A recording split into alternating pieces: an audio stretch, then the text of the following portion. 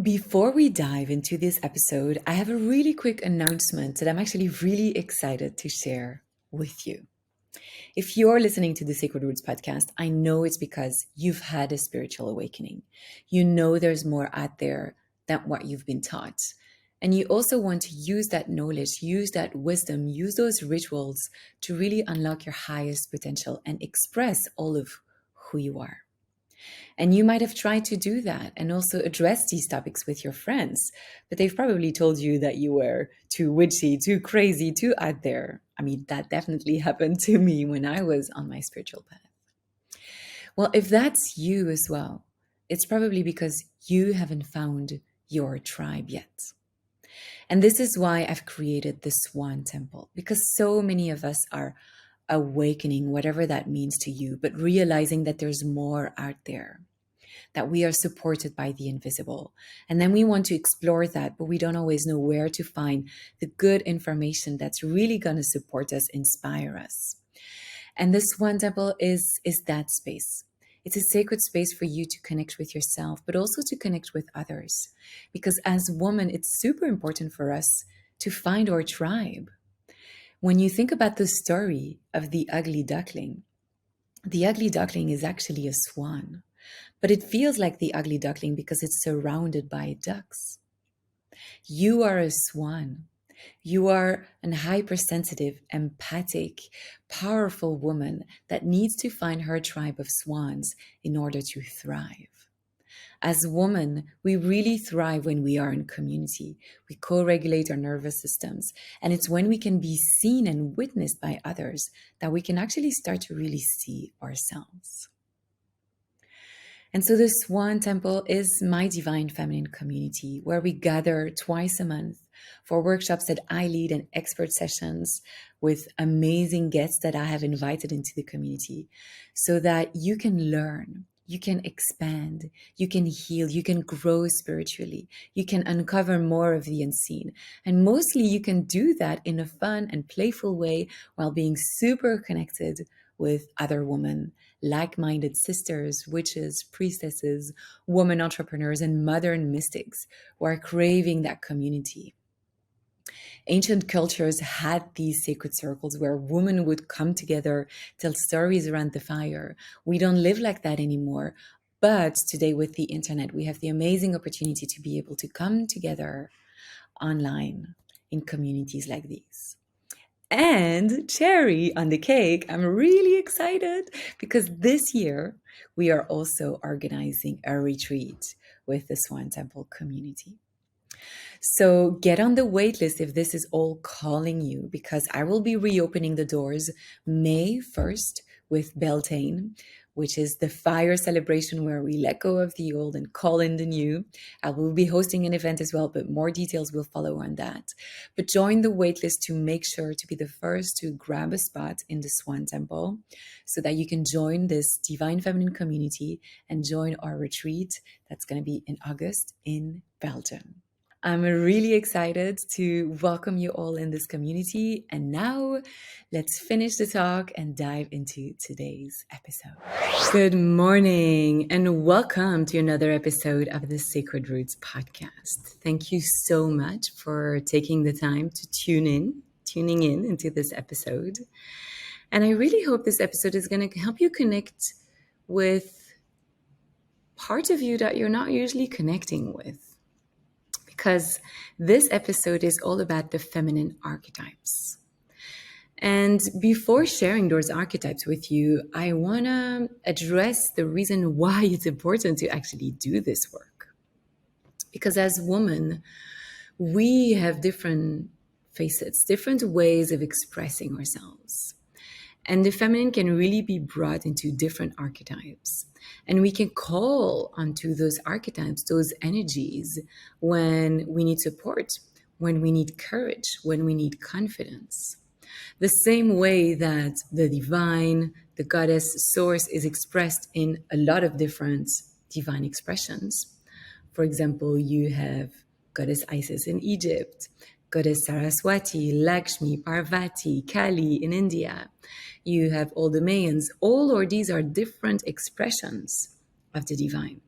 And so as above, so below, it's the same with us. For human experience, we have different ways that we can express ourselves. And the more we express all those parts of us, the more we embody all those archetypes, the more our divine feminine energy is embodied and expressed. And if we don't do that, we are going to experience gaps. We are going to experience lack of certain things. And that's going to show up in your life as feeling like you're not able to make the money you desire to make, feeling like you're not calling in the right amount of clients, feeling like you're lacking love, or you're lacking support, or you're lacking boldness, or you're hiding parts of yourself. This is actually going to express in a lot of different ways, but you can sum it up by gaps or lack. So if you find yourself in your life right now in a place where you feel there's more you could express, there's more for you to experience, and there's more of you that wants to come through, but it's not really clear what, well, then this episode is for you, because I'm going to take you on a short journey. I mean, this could be a really long 12-year journey, but we're going to keep it to 30 minutes today. I'm going to take you on a 30-minute journey to touch upon those different archetypes so that you can see, all right, this archetype is really present in my life, whereas this one, not really. And if all this is resonating with you, I would invite you to join me in 2 weeks at a 3-day challenge, because May 3, 4, 5, we are going to come together as sisters and connect with these archetypes. And I'm going to give you practical exercises that we're going to do together to really embody the queen, embody the priestess, embody the wild woman, embody the enchantress.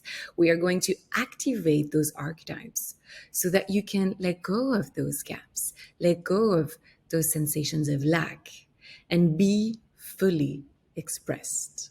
Because as a soul, you came here to discover who you are, to learn more about who you are, and then to express all of that into the world. All right.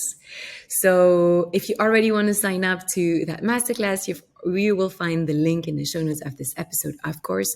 Otherwise, tune in, whatever you're doing, because you are in for a juicy, juicy episode. I'm really excited to talk about this. This is actually connected to my book, The Path of Femininity, and the 6 gifts that I talk about in the book, because each gift is also connected to an archetype. So this is another way of awakening those gifts and allowing you to experience those gifts fully in your life. So let's start with the first one. In my book, The Path of Femininity, the first gift that I talk about is authenticity, because authenticity really helps you move away from the wounded feminine that lacks confidence, that doesn't know her worth, that usually plays the victim in order to get what she wants or have power over others, that can be a little bit manipulative. And there's no shame around that. You're really just trying your best. If you're recognizing yourself in any of those behaviors, that's okay, because we've been conditioned to behave like that as women. There's a lot of societal pressure for us to not be fully in our power. And so when you move away from the wounded feminine and you say, no, I don't want to hide anymore, I don't want to tame anymore, I don't want to manipulate anymore, I don't want to be a victim, I want to be my most authentic and powerful self, that journey really begins with your full expression of your personality through authenticity. And so that is the archetype of the wild woman. The wild woman, she values freedom of speech, freedom of expression, freedom of experiencing whatever she desires. She just wants to be free, wild and free. And I love that archetype, and I embody it quite a lot. And so if you recognize yourself in that archetype, you might be experiencing some of the following. You're probably a force of nature. You're not afraid to speak your truth. You have that boldness inside of you that you know that you can trust your impulses, your intuition, and you just go after them. Of course, you're also very connected to nature, and you tap into the power, the wisdom, the energy of nature to nurture yourself. You work with the cycles of the moon, the cycles of the seasons, your bleeding cycle as well, because you have experienced how powerful that is. and how much more creativity and healing and well-being that gives you. As a wild woman, of course, you're also unapologetic. And you don't really care about being liked. You care more about just being yourself, because the only person you need to really be loved by is you. And so you completely honor that. You would rather honor who you are than do people pleasing and be liked by someone else. And so that makes you very unapologetic, very real, very raw. You speak from your heart. You say what you think and what you're feeling. And so essentially, when you are in that wild woman energy, that heals the witch and the bitch wound. More about that in my book, The Path of Femininity, or during the masterclass, the 3-day challenge, that we're going to do in May. And so if you feel that you're lacking that into your life, I really invite you to call that wild woman energy if you want more freedom, if you want to feel more free, more wild, and actually let go of everything that's holding you back and that is not in your highest interest. And so how can you tap into that wild woman energy? Maybe you can dress in a way that you feel wild. Maybe when you're bleeding, you can put your blood on your cheeks and see that raw, that raging, that wild energy coming out of you. The next archetype is a more sensual archetype. This is the archetype of the Enchantress. And the Enchantress, she values mystery.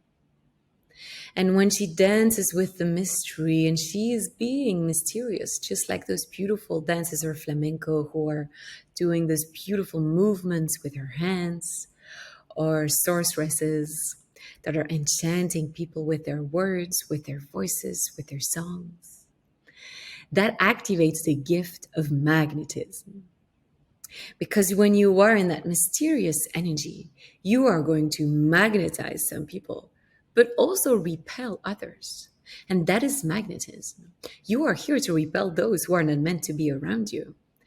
And that is also what enables you to call in your soul fractals, your tribe, those who are meant to be around you and work with you and support you in your life and in your business.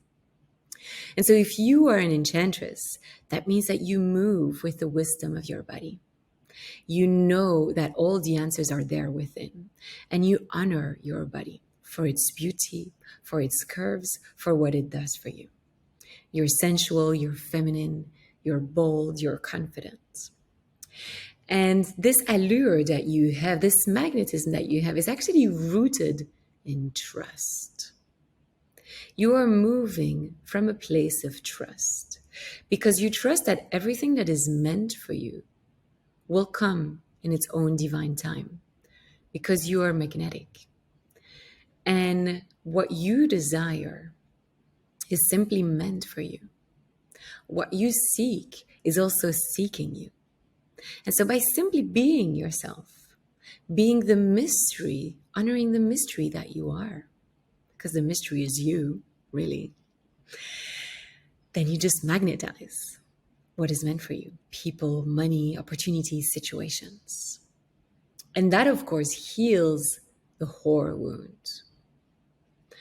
Because the whore wound has a lot to do with being disconnected from your body and not using your body for the beautiful, powerful, wise instrument and temple that it is. And when you reconnect with all your senses and all your sensuality and all your body, you reconnect with one of the aspects of the feminine. And so the Enchantress really heals the whore wound and the whore aspect. And it's interesting because that whore wound, we really have a negative connotation with it. Of course, we associate it with prostitutes and just selling your body. But when you look at the origin of the word whore, it's actually connected to the word womb. And what is your womb? It's a portal where souls come in and are birthed. But it's also a portal of creation. And you can connect with your womb to connect with the divine, to go all the way back up to that place from where souls come in. There's a lot of mystery in there.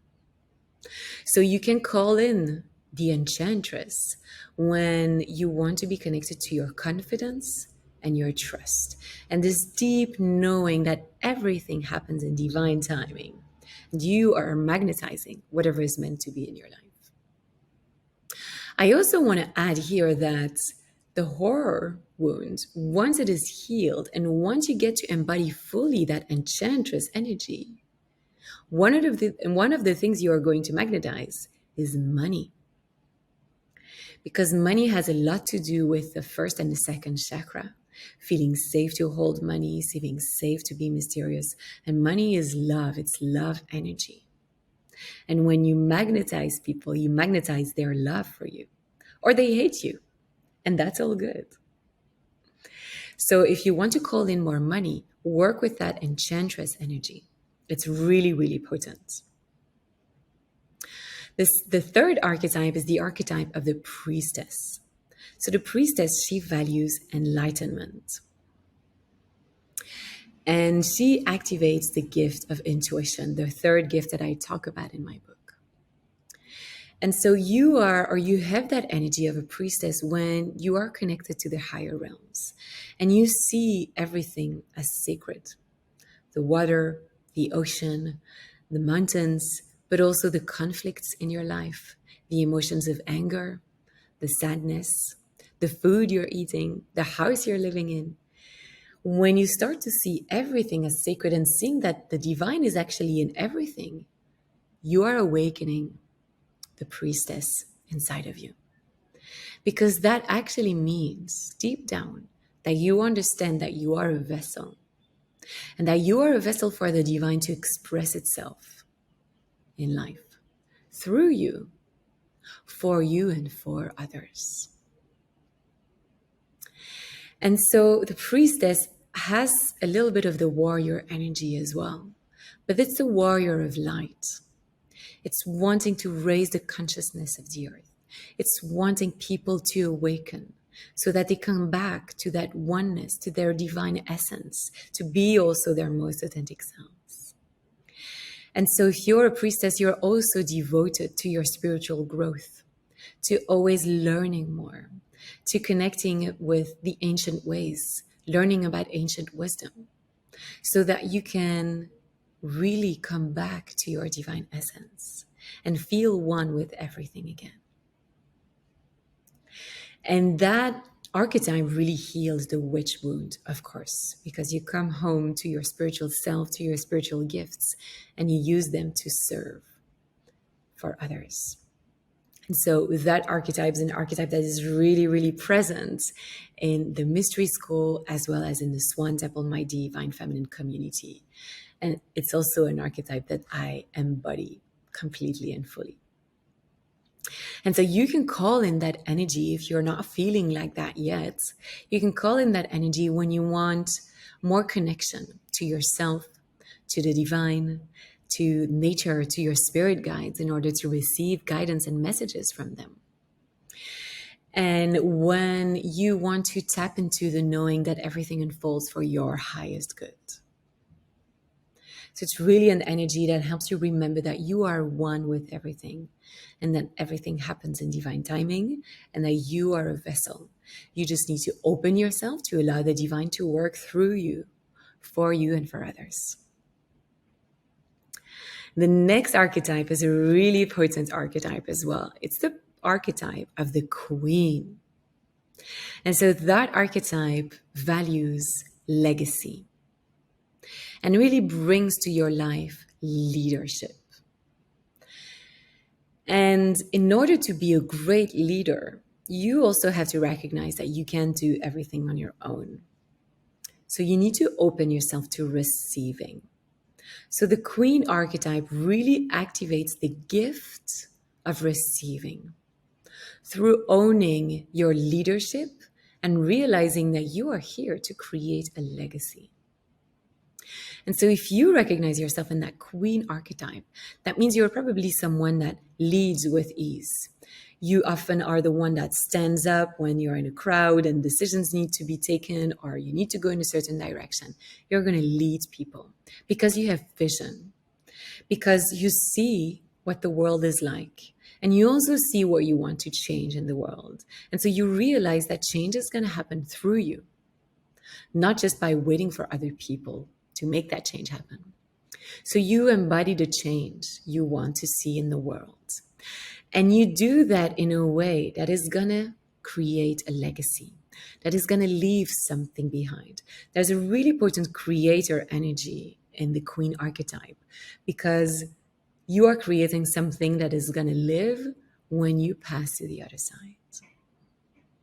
And so from that vision that you have, from what you want to see in the world, you are inspired to call people in to support you to create that.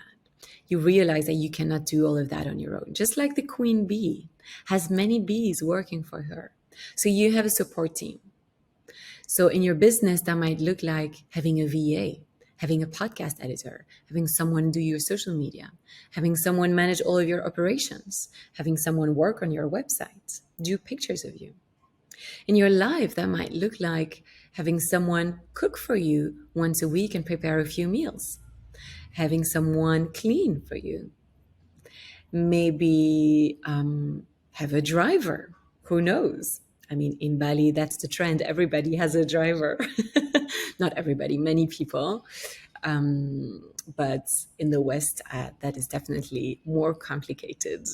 But the message here is more that you get the support that you need so that all the things that are not expressing your genius, you delegate them. You use the genius of other people so that they can rise by shining in their genius. And so that gives you the space to focus on your genius, your vision, and your mission. And so in order to do that, you need to be able to receive support. And in that sense, the queen archetype really activates this beautiful gift of receiving, because the way we do one thing is the way we do everything. So if you are able to receive support, you will be able to receive also more money, more people to guide, more love. And of course, this archetype also heals the bitch wound. Because in order to be a queen and create a legacy, you need strong boundaries. You need to be able to say no. You need to know your limits, honor your genius, and delegate the rest. And you need to be able to fill your cup first in order to give from overflow.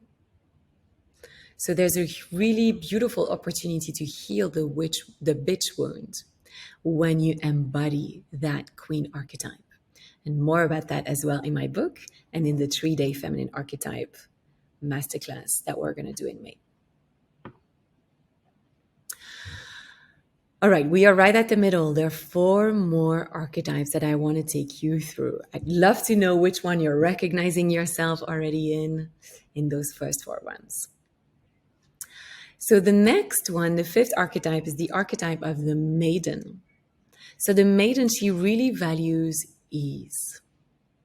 And she is going to activate the gift of surrender.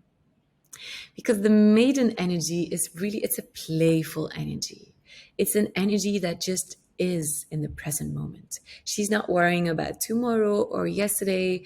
She just plays. She's connected to the present moment. And whatever she does, she doesn't worry about the outcome. She just does it because she wants to do it. So maybe that's playing an instrument, going for a swim, playing with your children, playing with your friends, singing. It's really just about having fun in the present moment without worrying about what is that going to look like, right? And there's also a creative energy around that, because when you play, you create. And when you play, you also tap into your intuition. All these archetypes are connected to each other, as you might be noticing. And so because she's in the present moment, she surrenders to what is. Because she values ease, she goes with the flow. She follows the path of least resistance. She realizes that that's the path of nature as well. And that every river finishes in the ocean with ease. And it might have to go around mountains and around hills and it plays with the movements of nature, but it always ends up in the ocean because it follows the path of least resistance. And when you activate the gift of surrender, you realize that life is meant to be easy. Yes, of course, your soul is going to expand you. It's going to get you out of your comfort zone. It's going to expand you and make you do things that might feel scary. But there's always this deep knowing that whenever you get out of your comfort zone, it's for your highest good. And that you can do it in a way that feels pleasurable, that feels easy, that feels flowy. And so the maiden really comes back to the flow of life, because life is meant to flow. Life is meant to be in that ease. And when you're hitting too many walls, it's because you're working against life. And so the maiden archetype really invites you to come back to that flow, come back to that ease, come back to surrender. So if you need to surrender, if you're tired of controlling, tired of pushing, and you feel like you're hitting walls, call in the maiden energy. Have some fun. Go out and play. Don't pressure yourself as much. Let go and surrender to what is. The next archetype is the archetype of the wise woman. She values wisdom, of course. And she activates the gift of grounding. Because grounding, the way I see it, it's really about allowing all of your soul to be expressed through your body, through that human experience, and allowing all of your soul to come down into your body, to connect with the earth, and then bloom. Because you need long roots in order to bloom. I've never seen a tree grow really high if it didn't have roots. So you need that grounding energy in order to thrive, in order to bloom. And the wise woman brings that. Because the wise woman, there's really a knowing about what is right and what is wrong for you, where you should be going. And that knowing comes through experience. The wise woman is an old soul. There's a maturity about you. I'm sure that you've been told several times that you are wise, that you are so mature, that you always had the right word to say to people to make them feel good or to help them find clarity and direction. And you have accumulated a lot of wisdom from one lifetime to another. And in this lifetime, because you're such a wise and powerful soul, you probably have experienced a lot of hardship as well. Your heart was broken several times by people you loved. And despite that, you chose to keep your heart wide open because you know that love is one of the most powerful energies of life. And all those experiences have helped you gain even more wisdom about life and also about who you are and what is right and wrong for you and what is going to expand you or limit you. And so you're using all these experiences to shed all the layers of who you are not so that you can be more yourself, more expressed.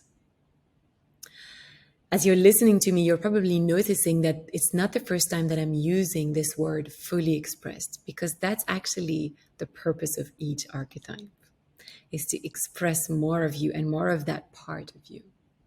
And the wise woman particularly is really focused on being fully herself and shedding everything that is not her. So I really invite you to call in that wise woman energy when you find yourself at a place where you're stuck, or you feel like you're not really expressing all of you, or you're not going in the right direction and you want wisdom. Close your eyes, connect with your womb, and connect with that wise woman energy, because it's there inside of you. Maybe you can visualize a grandmother energy. I love to connect with grandmother Willow, the willow tree in Pocahontas, because that's really the wise woman energy. And I personally have a lot of that wise woman energy in me as well. That's something that I've always been told. Even as a child, I remember my parents' friends who would be like, "You're so mature, Eleanor. You just act differently." I was not that child that was doing a lot of like silly things. Although I could be silly, and maybe I could be a little bit more silly. I can definitely use some of that maiden energy into my life. But having a baby now really helps. But that's just a way a lot of people would always describe me, as wise, and still to this day. And actually, when you look at my human design, my conscious sun is the gate 48. And gate 48 is the gate of wisdom, the gate of depth. So there you go, wise woman energy. All right, the next archetype is the archetype of the healer. And the healer really values well-being, and she activates the gift of service.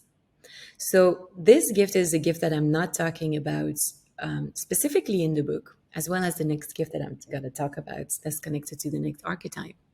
But it's present in like filigrane. It's present in between the veils. It's present throughout all the other archetypes, because we are here to discover who we are, discover our gifts, and then use those in service of others. And the healer really understands that. When you awaken the healer archetype, you use your healing gifts of your essence, or simply who you are, in service of others, because you value their well-being and your well-being. So if you are a healer, or if you have that archetype activated in you, it means that you probably see everything as whole and complete. And you are actually activating the inner healer of others, because you understand that everybody is their own healer. And you just facilitate healing by helping people remember their own healing abilities, their own power, their own well-being, by helping them reconnect with their bodies, taking care of the water they drink, the food they eat, the time they spend in nature, the activities they do, meditation, journaling, reading. You really focus on doing activities that nourish you and that make you feel good, so that you can give from that overflow of well-being and help others step into that well-being as well. So through that embodiment, you really invite others to take care of themselves and see their bodies as the sacred temple that it is. And you can call in that healer energy when you want more patience and compassion in your life.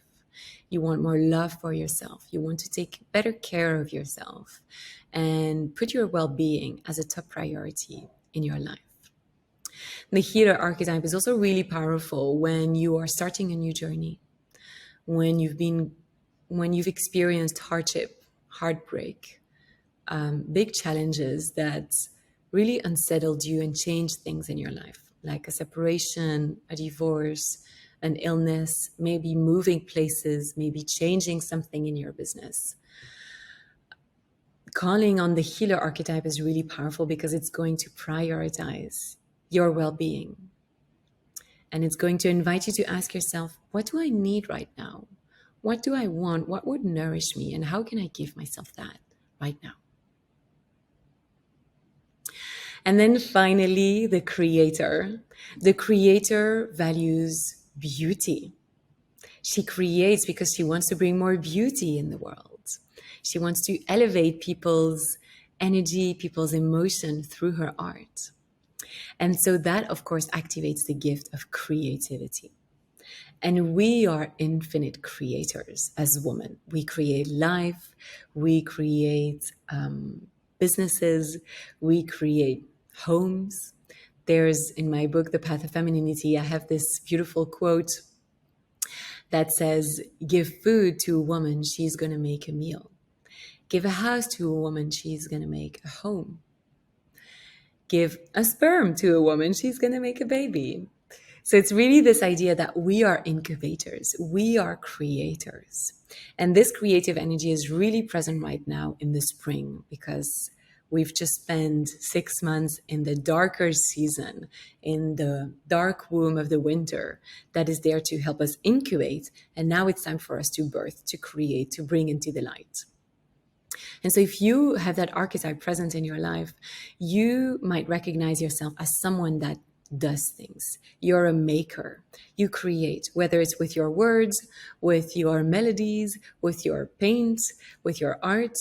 It doesn't really matter how. I consider myself as a creator as well with this podcast, with the mystery school that I've birthed last year, and everything that I create in my business comes from a deep place of creativity because I desire to create more beauty in the world, help people reconnect with their own beauty by raising the consciousness of the people I work with, by awakening them, because the creator energy is also very aware that you are a vessel and that inspiration is gifted to you by spirit.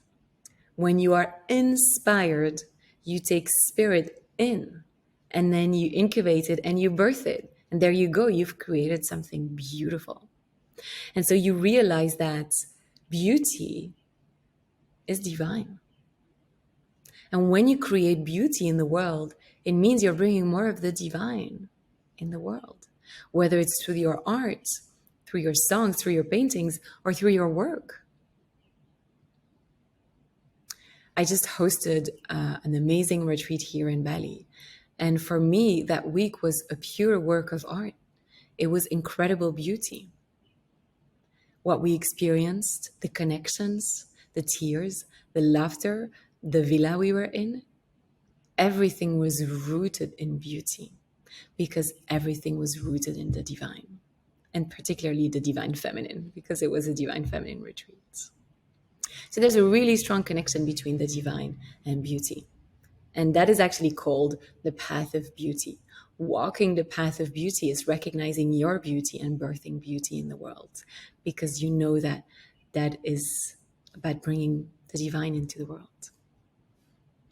And so you can call in the creator energy when you want more creativity and beauty in your life, in your house, in your business, in the clothes that you wear.